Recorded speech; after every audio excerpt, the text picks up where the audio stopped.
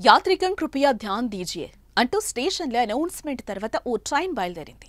ఓవైపు కుండపోత వర్షం, మరోవైపు గంటకు 80 నుంచి 100 కిలోమీటర్ల వేగంతో ట్రైన్ ముందుకు దూసుకెళ్తోంది. సాధారణంగా వర్షాలు రైల్వే ట్రాక్కు మునిగిపోవడం చూసాం. కానీ ఏకంగా ట్రైన్ లోకో పైలట్ క్యాబిన్లో వర్షం పడడం చూసారా? లోకో పైలట్ క్యాబిన్లో వర్షం కురిస్తే ప్రయాణికులను ఎలా గమ్యస్థానాలకు తీసుకెళ్లగలడు అనే కదా మీ డౌట్.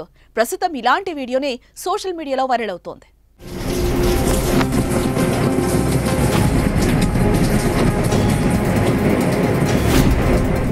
చూశారు కదా, ఓ చేత్తో గొడుగు, మరో చేత్తో ట్రైన్ నడిపిస్తున్నారు ఓ లోకో పైలట్. లోకో పైలట్ తడవకుండా గొడుగు అడ్డం పెట్టుకుని ట్రైన్ నడిపిస్తున్నాడు. అయితే విషయం రైల్వే బోర్డుకు తెలిస్తే సస్పెండ్ చేస్తారన్న భయంతో పైలట్ ముఖం చూపించడం లేదు, రైల్ నంబర్ కూడా చూపించలేదు. ఇలా ఒంటి చేత్తో ఆ లోకో పైలట్ కొన్ని గంటలు ట్రైన్ నడిపి ప్రయాణికులను సేఫ్గా చేర్చాడు. అయితే దీనిపై నెటిజన్స్ మండిపడుతున్నారు. తక్షణమే లోకో పైలట్ క్యాబిన్స్ పరిశీలించాలని ఇండియన్ రైల్వేకు ఎక్స్ వేదికగా ట్యాగ్ చేస్తున్నారు. దీనిపై మీ కామెంట్స్ ఏంటో తెలియజేయండి.